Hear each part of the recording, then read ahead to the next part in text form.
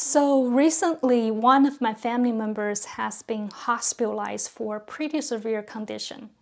When this happened, my initial reaction was, I don't want it. I just want to cut off from this painful experience. But then I remembered how in the past, experiencing pain, hardships, and loss actually advanced my meditation. So I want to make this video to remind myself why and how suffering is a great teacher. So you and I can take advantage of these challenging life experiences to advance our spiritual practice. I will share 4 things that suffering has taught me in the past, and I'll wrap up this video with a brief summary on 3 kinds of suffering that the Buddha taught. Hope my stories can help you too. Welcome back. This is Dr. Song. First, suffering woke me up. I've always been interested in Buddhism, and I actually met a great Tibetan Buddhist teacher in my early 20s, but I wasn't motivated to meditate or seriously pursue the spiritual path. It was several years later that a major challenge took place in my life, and during that period, I guess, because all my other coping strategies had fallen apart, so I was desperately searching for something that would actually work. Then I thought of this teacher and started to watch his videos on YouTube, and then I decided to attend his in-person retreat. That's how I started my journey. So in that sense, suffering woke me up from this dream that life was pretty good and things would remain like that forever. And suffering is the exact force that made me want to meditate, because it was a horrible experience, so I want to get down to its cause. Dzongsa Khenchen Rinpoche once said, "Nightmares wake you up." This is so true. When we are having a sweet dream, we probably would not want to wake up from that dream. But when nightmares come, guess what? All we want to do is to wake up from that damn dream. So I do feel that suffering has this power to wake us up. I actually know a lot of teachers and practitioners who started their journey because they encountered major adversities in life, be it illness, loss of a loved one, trauma, divorce, and etc. And even Buddha himself is not an exception. As a prince, he was sheltered from sufferings of life. It was when he sneaked out of a palace and saw an old man, a sick person, and a dead body. And then he feels so disheartened by the sufferings that everyone has to endure in life. Then he was determined to abandon his life as a prince to pursue spiritual awakening. Second, suffering broke me open. To progress again, man must remake himself, and he cannot remake himself without suffering. For he is both the marble and the sculptor. In order to uncover his true visage, he must shatter his own substance with heavy blows of his hammer. Alexis Carrel perfectly described what I meant by suffering broke me. We have so many defenses. Our guards are so high and so effective. It takes some special force to break it so we can be more open. Unfortunately, suffering is the hammer that shatters.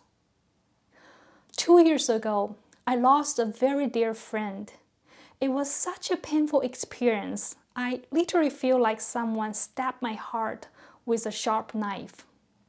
It was sad, heartbroken, but also heart open.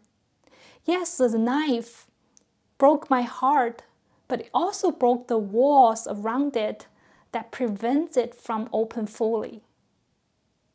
And what surprised me is that when I become more open to embrace suffering, my capacity to enjoy life also increased. Because when we are more open, we're more open to everything. On the other hand, if we want to get rid of suffering, the walls we build around us will also prevent us from feel joyful and happy. Third, suffering increased my empathy. Growing up in China, I was unaware of the privileges I have being a member of the dominant ethnic group there and being born into a middle-class family. When I came to the US, all of a sudden I became a minority and started to experience racial discriminations. It's a really difficult experience. It still is, but it gives me the capacity to connect with and feel the pain of others who are also marginalized. As a result, my worldview expanded and I became a feminist. There's even a study that shows people who experience more severe adversities in life are more empathetic and they have a higher likelihood to take actions to release the suffering of others. In Lean and Distino study, participants from different walks of life fill out questionnaires measuring their empathy, compassion, history of hardship and trauma, and were given the option to donate all or part of their participation fee to Red Cross. The results showed that participants who experienced more severe adversities have higher level of empathetic concern and compassion and donate more to the Red Cross. 4. It's the best time to meditate. When you experience intense emotions like anger, desire, and grief, it's the best time to meditate because normally you would have all kinds of thoughts racing in your mind, but the immense pain of suffering makes your mind single-pointed, so it's easier to stay focused. That's what my teacher taught me. It's true but counterintuitive because our default response to pain is to avoid it and reject it, not to stay open and watch it. My experience is that when a suffering is getting intense, it's taking up the whole space and nails me right down to the here and now. At that point, my mind is more focused, and all I need to do is to take a step back. So instead of identify with the pain and merging with it, I just need to create little space between the pain and myself so I can be the observer of the pain instead of becoming the pain. In that sense, it is easier to meditate when we experience immense pain of suffering. But the biggest challenge there is to fight off our urge to want to cut off from such experiences. When the Buddha taught life is dukkha, which is often translated as life is suffering, he introduced 3 kinds of suffering. All the examples of suffering I mentioned above belong to the first category, dukkha dukkha, the suffering of suffering, which basically means suffering and pain. The second category, viparinama dukkha, the suffering of change, which refers to impermanence. In that sense, even pleasant experiences can cause suffering because they don't last forever. So whenever they end, right there, suffering kicks in.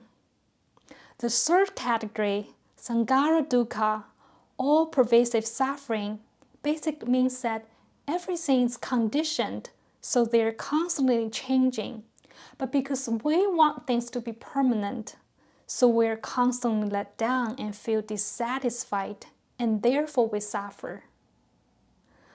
The 3 categories suffering is revealing some very profound reality of life.